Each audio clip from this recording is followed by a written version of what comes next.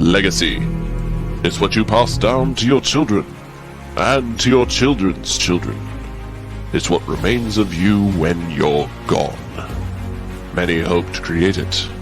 Many more hope to live up to it. Very few ever succeed.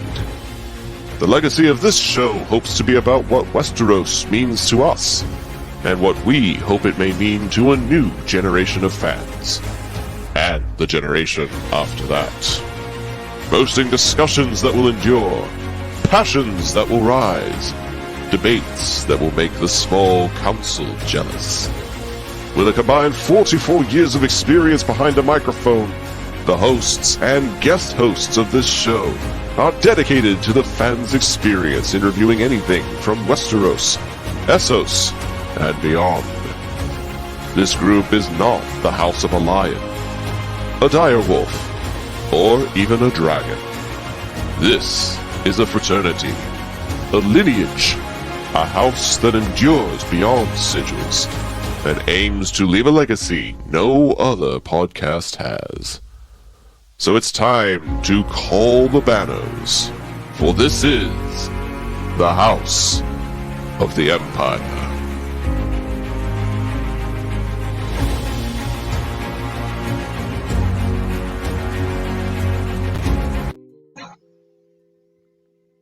Hey, what's up, everybody? It's time for another edition of House of the Empire, coming to you on Phantom Empire. I'm Zach, one of your co-hosts for this awesome show, and the reason I say it's so awesome is partly because of the content that we're going to be talking about, which is from Westeros, from Essos, and all that other stuff, but it's also thanks largely in part to the two guys that have joined me tonight, starting with Sean. I know you've got a lot going on, dude. You are just moments, days away from a very, very big event happening in your life. And so to take time out of that to talk about Game of Thrones content, that's a pretty big deal, man. It truly is incredible that House of the Dragon airs this Sunday. I've been waiting a long time for it. It's such a huge event in my life. No, clearly I know what you're talking about. We're going to have a little one, so maybe during this recording I'll get ushered off. We don't know. We're at that so maybe I'll be watching House of the Dragon, Game of Thrones House of the Dragon from the hospital. I don't know. We'll have to wait and see. Hopefully not, but oh man, I'm excited, dude. I'm legitimately like a week out from Obi-Wan Kenobi. I was not as excited as I am right now. This is the thing that was my number one thing this year that I was most excited for. So, right. Yeah. We're recording this on the Monday before the Sunday of the premiere, so we are under a week away from the debut, from the launch, and we're going to talk a little bit about what we know so far, just to get you all up to speed. But we're also going to be talking about some of the things that we're most excited for, some of the things we're most looking forward to from this upcoming show. And to help us with those discussions, he's back again for more fun. Kieran, the first sword of Bravos. Y'all are very engaged in the academic community in your family, if I remember right. So the first day of school has either happened or is right around the corner. How's your family handling that? So the first day of school is going to be September 6th this year, really? I believe. It started this week for us. That's crazy. Yeah, I know. I actually recently discovered that you guys have like a month and a bit off, right? We have 9 weeks off for summer. No, I honestly, I've been out of the education system for so long that I took 8-week courses for my master's degree, and so it really didn't do anything for me because I just did them in 8-week blocks for like a whole year until I got it done. So I guess I'm very out of touch. My parents are both educators, and they both started today, and so I guess I just wrongly assumed it's happening all over the place. No, September. That's no. I was listening to a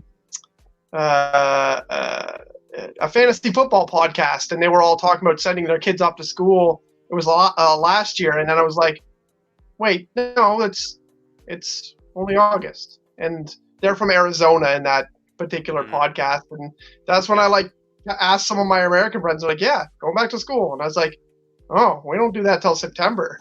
So, yeah. But trying to get a little bit ramped up. I got a couple more weeks of freedom and then back to school, which I'm actually really excited about. I love working at school. It's not work because I enjoy every day. Like, not in the like, oh, I enjoy every day, like kind of lying thing. I actually like really enjoy working at school. So, yeah, excited to go back soon. Well, that And I wanted to add something to what Sean said, though, being excited for this show more than Obi-Wan Kenobi. And I feel the same way, even though well, I don't know. I don't know what levels me and Sean are if you compare the two. I know he really likes both, and I really like both. But it just feels like right now we might get something that might be really big for 6-7 years. Might be something, and we might get multiple shows at some time. So it might be starting something crazy. You know what I mean? As opposed to Kenobi, which is like, yeah, it's going to be a cool, used to be a movie, maybe one season. Looks like we're getting 2 now. This could be an epic thing. This could be something we could be doing for a long time. So, speaking of I think which, it makes a big difference. that wasn't on the agenda to talk about tonight. But the big hoopla that's going on with Warner Brothers and Discovery Plus and HBO Max getting shut down, and just so we're clear, I know there's been a lot of panic. People, oh, what does this mean for Game of Thrones? It means nothing. It's one of their biggest franchises. It's still going to be a staple for them moving forward, to the point that a lot of insiders over the last week believe that the show. Remember what The Mandalorian was for Disney Plus. Mandalorian, although it launched with it, it was still the, hey, get Disney Plus because it's the only way you can see this. Mhm. Well, it sounds like that the Jon Snow show may be exclusive to whatever that app is and not even air on HBO. And it'll be that app's sort of big thing. That's HBO's big contributor to the. It might not be ready for 2023, obviously, but it sounds like that's the way it's going. And then obviously we heard that that show has been in development for almost as long as House of the Dragon was before they really started getting started with their production. So if you can sell a Game of Thrones sequel to your new app, even though it's sparked some controversy, rightfully so, by the way, then why not? Hey, Game of Thrones sequel show starring Kit Harington as Jon Snow, that sells. Oh yeah, it absolutely will. And it's funny you make that comparison to Mandalorian, because basically I wanted to see the entire like classic animated Disney in the vault, having it all in one place. But the really big selling point for me to get Disney Plus was Mandalorian. I wanted to see what that was about, and so if that's the big selling point for whatever this new app is going to be titled, you can bet your ass I'm getting that too. And it's really funny because I'll be married by then, and my future wife really loves the content on Discovery Plus, and I really love the content that's on HBO.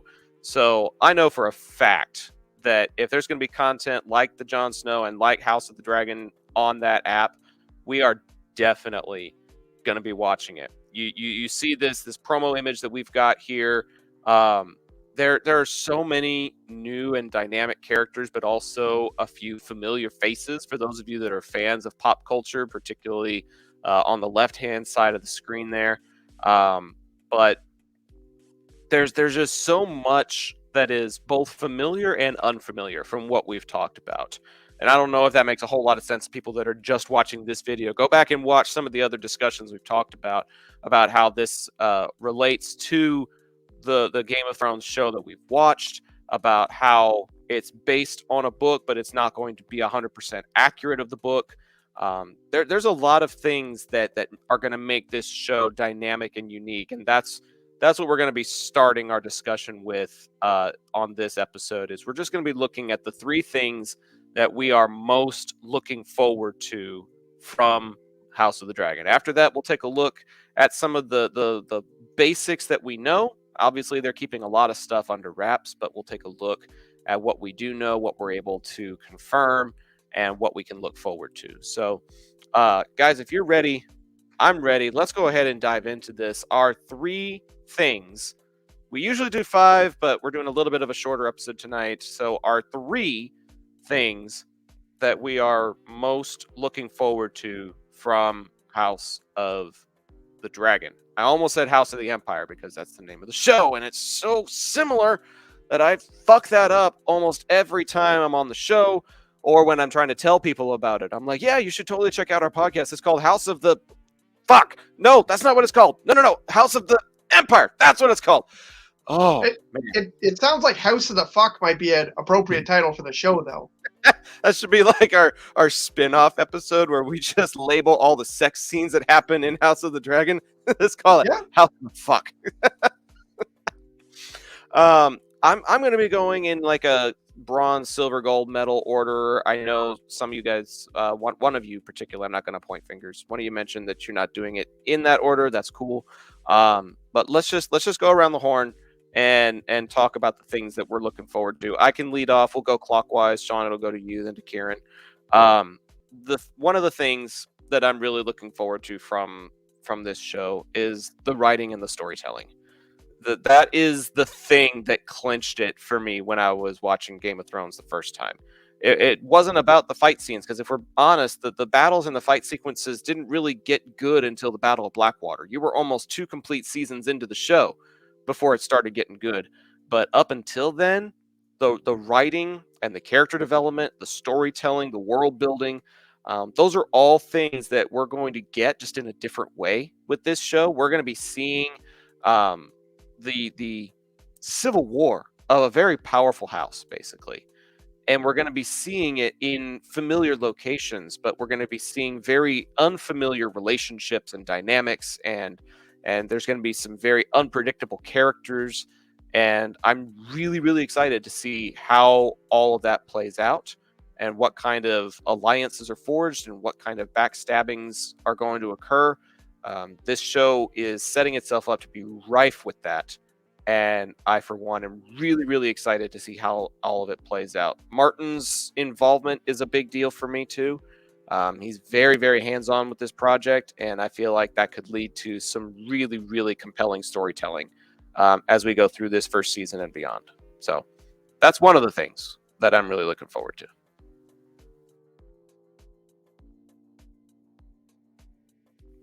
Buddy, you got to unmute yourself. I knew the multitasking would get to me. Cinematography. I mean, you didn't only just bring back Miguel Sapochnik as a director, you brought him back as your co-showrunner. When you don't typically just be like, oh, hey, you director of said TV show, come be our showrunner. That's definitely not how HBO typically works either. Right. No, that's not how things are usually done. In Sapochnik, we've already listed them on previous episodes, the massive Game of Thrones episodes, the large scale ones, 95% of them are his. This whole show feels like that. Like the pilot even feels like that. That's the one thing coming out of the premiere. Yeah, it feels like those massive scale Game of Thrones episodes, but not just for battle sequences now, but for dramatic pieces too, for storytelling pieces, foundational pieces, groundwork. And I thought that Game of Thrones in the later seasons, when we look at the cinematography from people that weren't Miguel Sapochnik, got really obsessive on everything had to be close up and tight. And like every time we seen Jon Snow, it was like, we gotta be right here with Jon Snow. And that's cool sometimes, but you can't overuse that. And they definitely do in those later seasons. And it gets away from what Game of Thrones was a little bit. Game of Thrones isn't just about watching the events that are unfolding. It's about being able to place yourself in that world. Well, how are you supposed to place yourself in that world if you can't see what the world looks like? And everything I've seen in the previews, it just looks fucking phenomenal. Like, to the point, I can say the best production value I've ever seen, period. Of anything. Of anything, yeah. Not just talking about Westerosi content. This is anything. Correct, yeah. Wow. Now, will it translate that way on screen? And will we love the story? Who knows? But we're about to find out in about 5.5 days. For sure, absolutely. Yeah. No, I can definitely, like, I feel the same way. I do think that we're going to get a little bit more of a jumping off point than seasons 1 and 2. Like I don't know if we're going to get. I feel like this show might come in a little bit more fast and furious than the original Game of Thrones.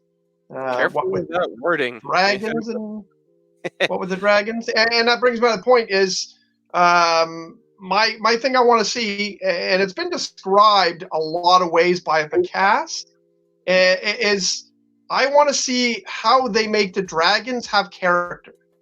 They've mentioned a lot of times that the dragons are going to be different. I mean, a big part of the show, and I'm not, I wasn't overly thrilled about dragons in Game of Thrones or anything. It wasn't my favorite part.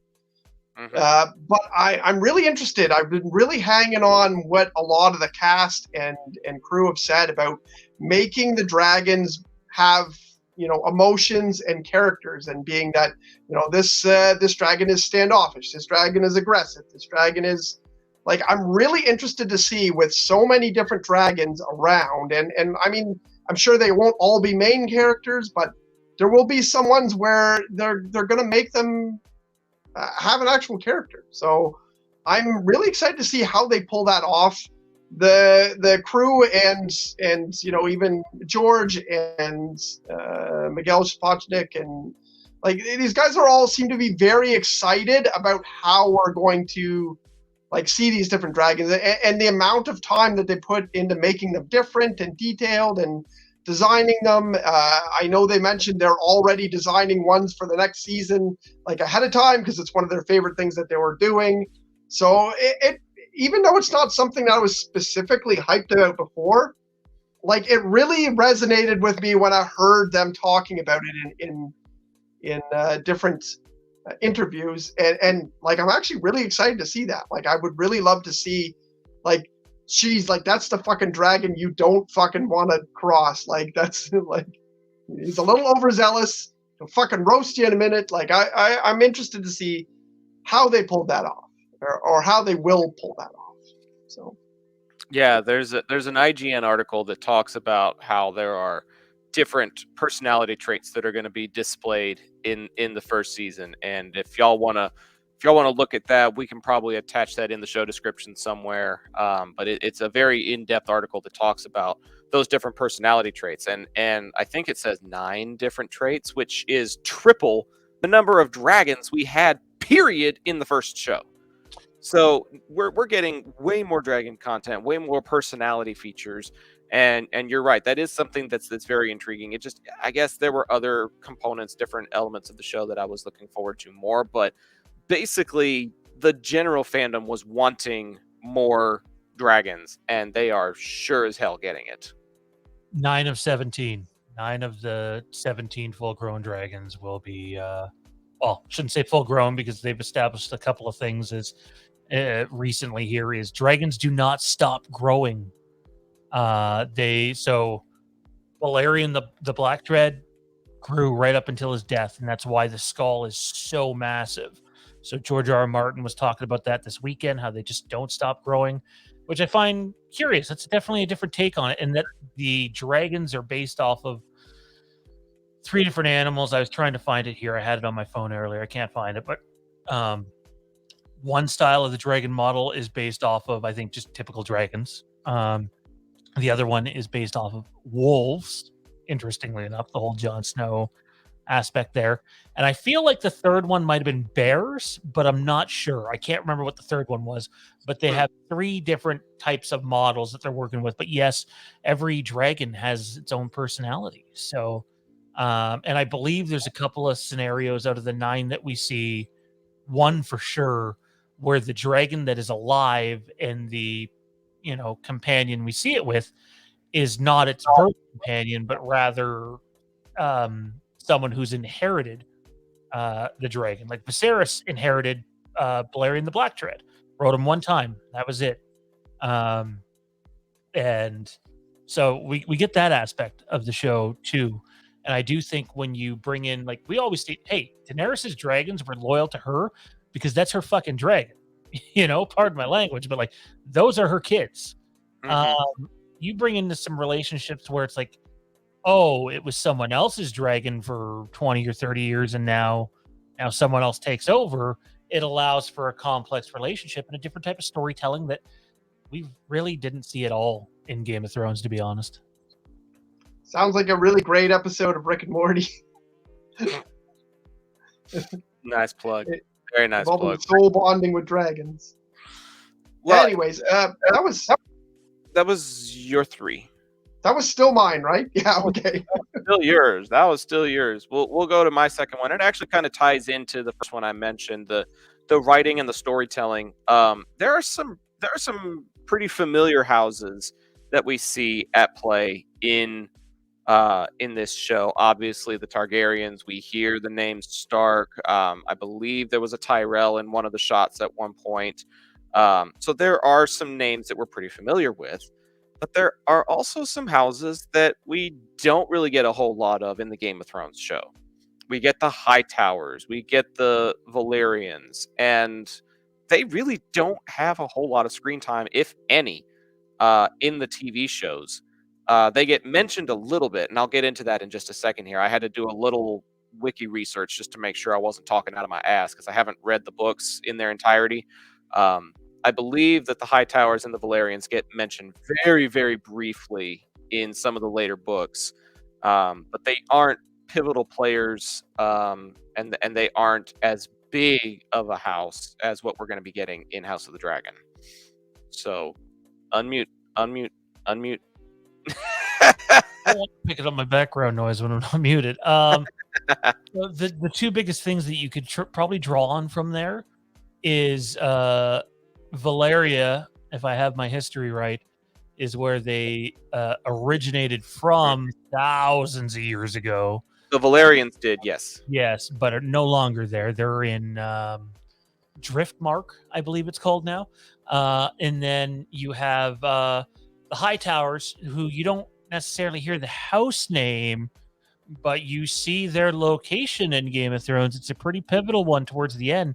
Old Town, where Sam goes, is a Hightower, at least during this time, a Hightower run area. And prior to King's Landing being built, was the biggest city in Westeros. It was. And it's where you go to become a maester. Like, there is a huge library out there where you learn about the entirety of Westeros and what it had been. But what's interesting about House Hightower, I'm going to skip to them. I had the tab open for the Valyrians. House Hightower really didn't do a whole lot. Lord Leighton Hightower was the Lord of Old Town at the time of, like, the Battle of Blackwater and everything that came after it. But they were very, very cautious and close to the chest with the way that they managed the areas that they were in charge of. And I believe one of their members goes to Tywin's funeral, and that's about it. Like, they attend Tywin's funeral and they attend Tommen's wedding to Marjorie, and then they go back to Old Town and they stay there. Like, compared to being the hand of the king in this show, to hiding in Hightower in Old Town during pretty much the entirety of the show that we know, I'm really, really curious to see what happens to these two houses in particular. Hightower basically meets a demise of sorts. They lose their influence, they lose their power, they retreat to Old Town by the time we see Game of Thrones. And the Valyrians, they pledge to Stannis, believe it or not, according to what I read online. They pledge to Stannis, and they actually join him on some of his pursuits. But the primary lord of the house at the time, I think it's Montford Valerian, dies in the Battle of Blackwater, and his heir is like his 6-year-old son or something like that. So after the Battle of Blackwater, House Valerian almost meets its complete demise as well. So I mean, it makes sense what happens. Like, why do these two houses become more obscure? Well, they sided with the person who, they sided with the person who's gone now. Like, the Targaryens are not very big when we start Game of Thrones, like everyone's like, where did they go? Where are they? Who knows? They're gone. And Right. then, all of a sudden they find out, oh, there's a Targaryen girl. Oh, fuck, she's pregnant. So, like, what happens to those houses? They probably had to fade into obscurity, right? But Valerians, I believe they're known for their steel as well. So the old Valyria is definitely. I think the spelling is just a little bit different, but they were mostly known as masters of ships. They controlled Blackwater Bay, and they were the ones that produced the fleet for the Targaryens. Anything that the dragons didn't do on land, House Valerian was able to take care of on the oceans. new houses is going to be And fun for sure. so It's going to be fun. I mean, it's like It- getting an it- expansion deck or getting a new downloaded content, another house, right? and I think what I'm most curious about is how do they demise?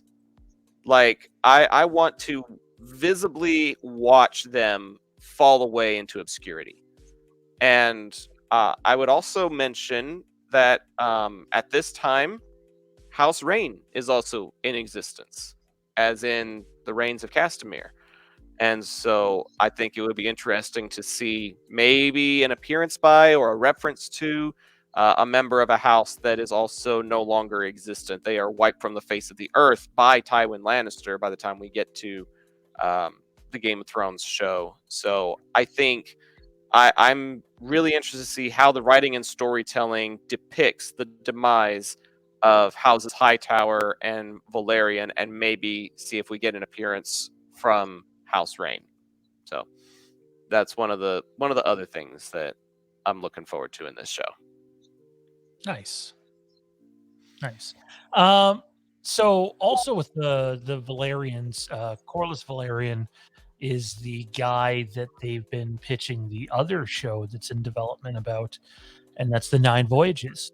There's been a lot of talk about that Nine Voyages show since just after Game of Thrones ended. It's not believed to be as far along as Snow, and I believe it's Steve Toussaint who plays Corlys Valerian's already come out and said, well, if they do that show, he doesn't think it'll be him because all those voyages happened prior to his part in the show. So we're already meeting like a battle-hardened Corlys Valerian, and Mm-hmm. from what I understand, it's been described to me as, if there's any like manga fans here, is his relationship with Damon Matt Smith is very Goku and Vegeta like from Dragon Ball. So looking forward to that because I like the relationship. So in terms of, is it my turn or Zach's turn? No, I just So did mine. Yeah. Okay. So my go. Familiar places. The one thing that this show has a big win with that I don't think Blood Moon had, which was the first attempted prequel about the first long night, was other than Winterfell and the castle looking pretty much the same, next to nothing else existed. You had the Godswood, you had the wall. Actually, I don't even know if did the wall exist in that show? I don't think so. I think it was a Stark that built the wall. Yeah, I was gonna say I think Bran the Builder was in that show or planned to be in that show. So with this show though, you're only a couple hundred years prior to the events of Game of Thrones. That's huge. And we've already seen it in the trailers. And I think people have been so blown away by the trailers being like, oh, that's Dragonstone.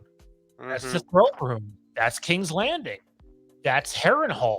The fact that we're going back to so many familiar locations, obviously with, an extra budget doesn't hurt. To tell a new story, even though it's a prequel, in a lot of those same locations that will look mostly the same, but will have subtle differences. For diehards, that's going to be a big thing. Okay, so what's different about this specific location now than when it was in Game of Thrones? So I'm looking forward to a lot of that, and that's sort of a nice little world-building edge up they have on other sequels and spinoffs. Awesome. That was awesome. I touched on it a little bit at the top of the show when we were doing our, just getting hyped, being anticipating of the show. I really like the idea of being able to see the throne room in its better depiction, more book accurate, and being able to see some of the events that transpire. I think I finally got around to seeing the extended Con trailer, where there's basically an assassination attempt that happens in the throne room, unless I'm getting my shot selection off. And it's one of Rhaenyra's big lines where she says, "Now they see you for who you are." Like, there's going to be some pivotal moments that happen in some pretty familiar locations. Mike, That's you a try to big one. Try to be nice by muting so you don't have to hear the shit in the background, and I keep messing up. That's a big theme. wanting to chime in, and your microphone's like, "Fuck you." Well, one of the things in the Fire and Blood book is the Greens versus the Blacks. And the Blacks is for Rhaenyra, and the Greens for the life of me, I can't remember the character's name, but it's played by Olivia Cook. She's a high tower. Allison? She's a high tower, Allison. So really, it sort of comes down to Rhaenyra and Allison, but then you sort of have Damon, who's ultimate wild card in all this. Mhm. And it ends up a very Game of Thrones, like original Game of Thrones style show, but all within one family, for the most part. So that specific scene you're talking about, though, is a massive moment. And it's funny you brought up House of Rain earlier, because as I was at work today and I was listening to the Bend the Knee podcast, and give those guys a shout out. If you haven't found them, check them out. They're really knowledgeable with their Westeros history. They said that if they do certain events in Fire and Blood, keeping in mind it's a inaccurate take of history, that there will be events shown on screen that make the Red Wedding feel not nearly as bad. So there's some big things coming, and that thing that you just mentioned, that's definitely massive. So there's a lot to look forward to in this show. Long story short of it. No, Too excited. you're good. Kieran, you are up, sir. I'm really excited for the character of Viserys. I'm actually like, once again, something I wasn't really on, but from what I've seen, like, it seems like he's going to be the one who's really with the mental dilemma of like, what the fuck do I do? Like, how do I keep this all together? And you know, I feel like he's going to be kind of the Ned Stark. He won't be the same sort of character in a way, like he's not going to be personalized that way, but the same character in which he's like, I have to do this, I have to do that. How do they get these things to work together? Like, it seems like he's going to probably be the wisest, well, not wisest, but I don't know. He's going to be the relatable character in the first season, I think. And Well, I don't know how long. I don't know if he's too long for this world, because, you know, the kind of the discussion around the show is making it seem like, you know, he might be the linchpin that gets dropped at some point. It's all about succession. It's all about who's Yeah, going after him. So like, he, you know, might be a one season guy, but Kind of like Ned. Patty Yeah. Considine has been soaking it all in the media tour, though. Like, I watched him today, a clip of him today. I forget who the other cast member was, but they went to sit on like the prop Iron Throne they had at the European debut, and he's like, that's my seat. You go over there. He just seems to be soaking it all in. You gotta love it. yeah. No, I definitely thought that the actor seemed like I dug the way that he answered questions, and that he seemed like there. But seems like for some reason I'm already rooting for him, and the show hasn't started. So like I feel like he's kind of won me over somehow already, even though it seems like he's not long for this world, being on the hottest seat in all of fiction. You know what I mean? So yeah, so I'm really excited to see that portrayal. It just seemed like he's a compelling character already, the way that it was described, and I've spoken so many times on all of our shows about, like, seeing the actor excited about the role is just always, it's why I'm really excited about the Andor show, because the actor is really excited for the role. Why I said, a Jon Snow show is going to be great. It's going to be great. I think it's going to be great no matter what, because I think the actor is so excited about the role. We're going to make it work. It's going to be good. It's a really important to me, and I think that this is going to be a very exciting role to watch in this first season. So something I'm excited for. It's funny that you mentioned a character that felt relatable and was a character that you've already latched onto before the show even launched, because that rolls right into my number one thing that I'm most excited for. It's a character that I've already latched onto that I am going to be excited to watch. I'm going with kind of a basic choice with kind of an obvious choice, but fuck it, I'm a Doctor Who fan. I don't care. Matt Smith as Daemon Targaryen just continues to look like a amazing casting choice through and through. I love seeing the first picture that dropped of him when they first, started doing the rollout of the cast members, and every second that he is on the screen during the trailers and previews and TV spots and the interviews that they talk about on the media tours. Like, I'm soaking it all in, and it seems like he is as well. And I'm really, really excited to see how he interacts in this Westerosi world. He has had some roles previously with stuff like The Crown and Morbius, but I really feel like he may have found a home in Westeros, and I'm excited to see how that role plays out. So my number one is also Matt Smith. Look, Very Matt Smith is an incredible actor to bring someone like him into a role like Daemon's, and like, I'm going to be stunned if Daemon's not the most popular, at least the most popular male character in this show. I think Daemon and Corlys are going to get a lot of love. I think Viserys is going to get a lot of love too. It's going to be a wild show, but Matt Smith, for like, everybody's raving about his performance in the pilot, and they think he's the big star of the series.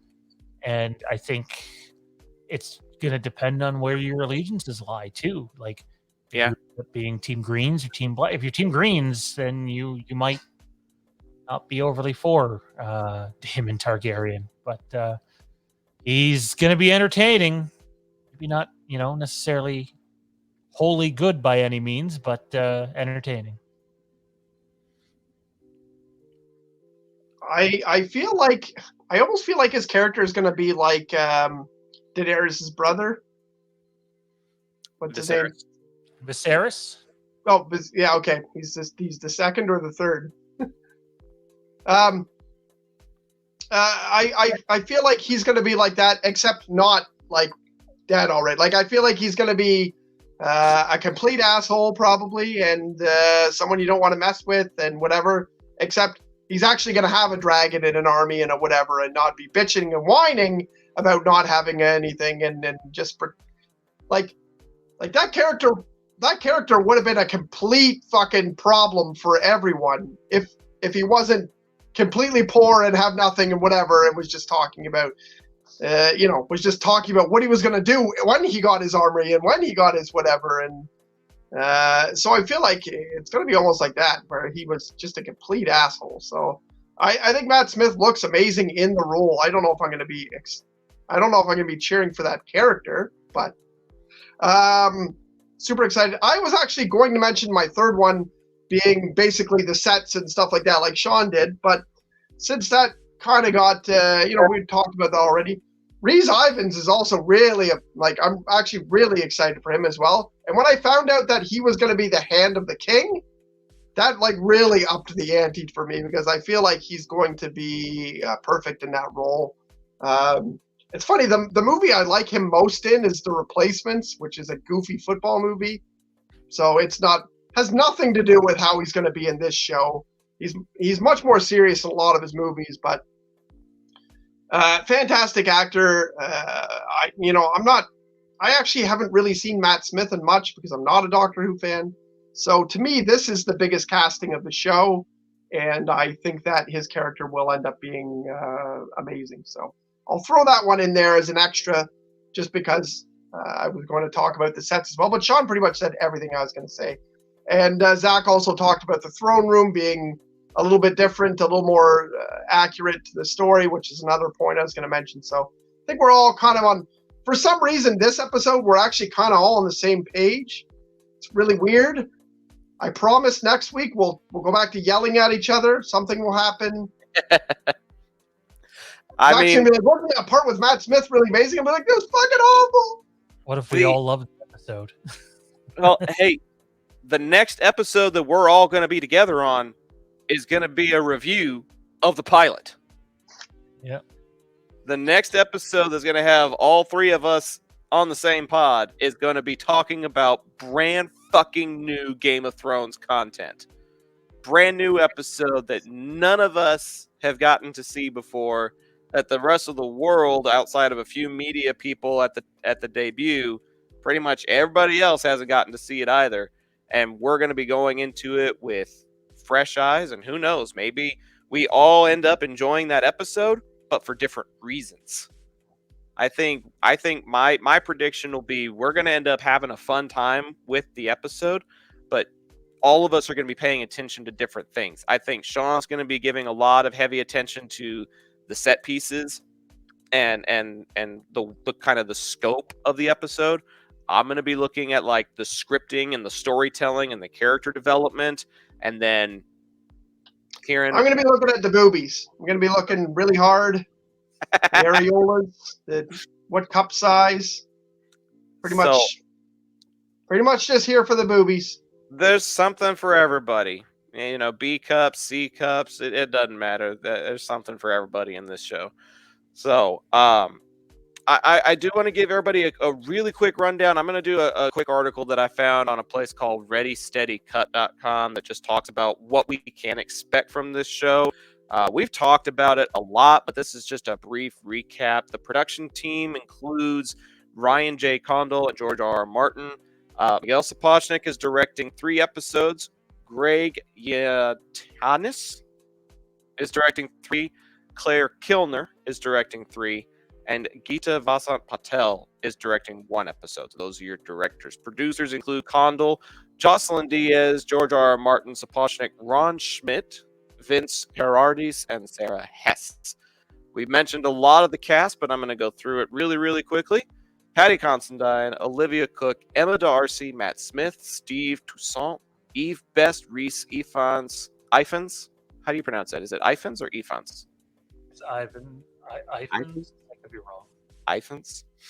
Sonoya Mizuno, Fabian Frankel, Millie Alcock, Emily Carey, Ryan Cord, Jefferson Hall, David Horovich, Graham McTavish, who I know him from the Hobbit series. He was, I think he was one of the dwarves that goes on the adventure in the Hobbit franchise. He's pretty low on the list, so I don't expect to see him too much, but keep your eyes and ears open for a rather heavy-set bearded dude with a Scottish accent. Matthew Needham, Bill Peterson, and Gavin Spokes. Of course, there are trailers for this show we have seen time and time again. It's based on the book Fire and Blood, but is not going to be directly related to it. And it is a 10-episode series for the first series. And then we're looking at possibly more beyond that. We've talked about in previous episodes that this story that we're getting in the first season could only last maybe 2-3 seasons at the most. And then they may switch gears on us and tell another piece of another story set at another time in this Civil War. And Sean, I believe you said that this show could also be like a backdoor into Robert's Rebellion towards the tail end of its production. So the belief is that this cast of characters, some of them anyway, will last 3 to 4 seasons. Then it sounds like Balerion the Black Dread is the intention with Aegon the Conqueror, and then the possibility of wrapping up with Robert's Rebellion, which would be really curious to tell that story from the Targaryen perspective, because that's not something I think a lot of people would think of. It would be, because basically the story has to end there, because pretty much, except for Daenerys and her brother, the Targaryen dynasty kind of ends at Robert's Rebellion. So it would almost be like watching the Red Wedding from Rob's perspective, and then when Rob dies, the show's over. Like, there's no more episodes because Rob's dead. So, what are you gonna do when pretty much all the Targaryens are dead? You've got no show left. So that'll be enough. Yeah, you normally do see normally in history, it gets told by the victor. So being told by the losing side would be interesting, and I wonder if they could even make it sympathetic in a way, which is not the way we would look at it before. So sympathetic to the Mad King screaming "burn them all" as he dies. Like, maybe he's got a I don't know, man. HBO, they could figure out a way to do it. I'm sure of it. They would love to fuck with our emotions like that, and I am very ready to have my emotions fucked over this coming weekend, and I am really, really excited. I'm ready for the show to fuck me. Yes. Yeah. Okay. I'm done. I'm done. First episode coming out on Sunday, August 21st, and we will be back as soon as possible right here on Phantom Empire and on House of the Empire to try and break that episode down and discuss it in as many facets as we possibly can. But if you're not subscribed to the channel, be sure to do that now so that you get alerts whenever these episodes do drop. It can be a little sporadic at times, so just be on the lookout for the next discussion that's going to pop up, and hit subscribe on the Patreon page as well, so that you can get some of the behind the scenes conversations that we have that may not have time on House of the Empire, or may not have time on any of the other regular broadcasts. But hit that like button, hit that subscribe button, find the Patreon, join that as well.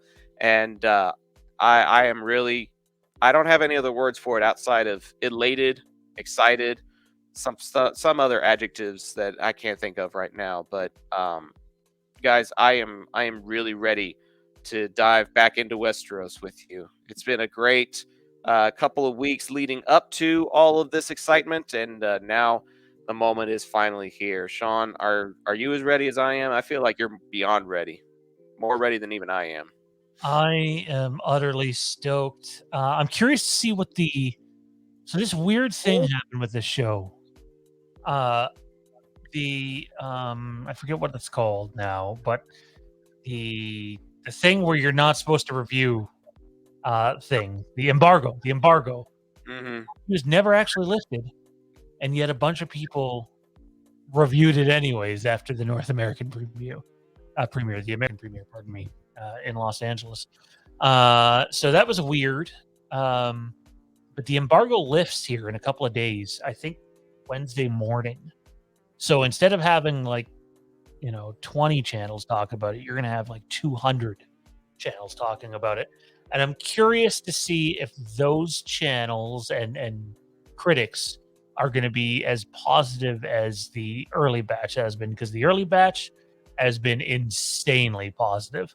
So you expect it to dip a little, but if we're still sitting here Thursday and Friday and you have 90 or 95% of people saying that the first episode's just insane, it's going to build the hype even more heading into this weekend. It feels like Christmas to me, basically. And it's going to be unwrapping a new part of this world, which is going to be great.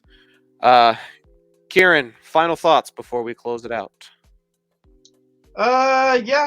Just pretty much everything you guys said. I'm super excited for the show. I'm on it. I'm at the point where I'm counting the days, so I get it. The idea of it being like Christmas. I'm actually counting the days. I'm like, oh my god. It's funny because I told my wife earlier yesterday. I said, on Wednesday, She-Hulk comes out. And she was like, eh. And I was like, on Sunday, Game of Thrones comes out. She's like, oh, really? And I was like, well, I'm kind of excited for both. But, like, I'm more excited for Game of Thrones. So, but it was funny because, this isn't just a new show coming. It's a little different. It's a little more. It's a little more than, oh, hey, the newest this or the newest that. It's a big deal. So, yeah. And it's I'm ready to get fucked by it. It's one of the biggest franchises, and to finally have that wait be over is a pretty big deal. And 23rd is my birthday, so it's going to be a pretty sweet couple of days watching new Game of Thrones on the 21st and then having a birthday the 23rd. So that'll be fun. Damn it. Can you see this thing in theaters or something, Sean? What the hell? So towards the later seasons of Game of Thrones up here in Toronto, they were showing the season finale in select Toronto theaters. I don't know. I think there's a lot of hesitancy out there still about the show because as much as the three of us might not hate season 8, the overwhelming majority do. So there's the question of whether it can rebound. So far as the answer is yes. So I don't see it being in theaters. However, if there's season 2 and season 1's a hit, maybe. Just to recap, none of us put season 8 as our last season in our ranking. None of us bottom 2. Maybe not even the bottom 3. I think it was third last for me. Yeah. So third last, I believe. I've got it on a note on my phone, and I've been trying not to look at my phone tonight, so I couldn't tell you. What's your guys' hype level for this show out of 10 for Sunday? For me, it's 10. 11. It's just 10. 11. Oh wow. Yeah, like 11. Oh yeah, so that's a Doctor Who reference, and you weren't even trying. Damn it, I'm actually kind of mad at myself. It was season 8 was bottom 2 for me. I think season 6 was the only one I had worse off. But for this, I would say it's a 9. It is like probably the most anticipated thing I've been looking forward to all year. And the hype is very high, but I'm also trying to remain cautiously optimistic in the meantime. I'm sitting here with just this little nagging thought in the back of my head that's like, maybe I won't like it. I'm pretty sure I will, but maybe the first episode won't resonate with me the way I'm expecting it to. So I'm keeping it at a highly optimistic but somewhat cautious 9, if that makes sense. I think the biggest challenge the show faces is introducing us to young Rhaenyra and Alicent and taking them away. Because that's going to happen. You're going to get used to 2 actresses. I believe it's split in half for 5 episodes. And then we time jump, and then we'll meet the older versions of those characters. So I am curious how the audience will receive that. I'm stoked, boys. Westeros, we're returning. It's almost here. Our next episode with the 3 of us together will be all of us reviewing the pilot episode 1 of season 1 of House of the Dragon. It's officially time, but it's also time for us to call it a night. Be sure to go find us on our different social pages. You can see the handles, Phantom Empire Now, Zach the Voice, hit subscribe, all that good stuff. But for Kieran and Sean, that's going to do it. I'm Zach, signing off for this evening, and we will see you literally next time when the Empire returns.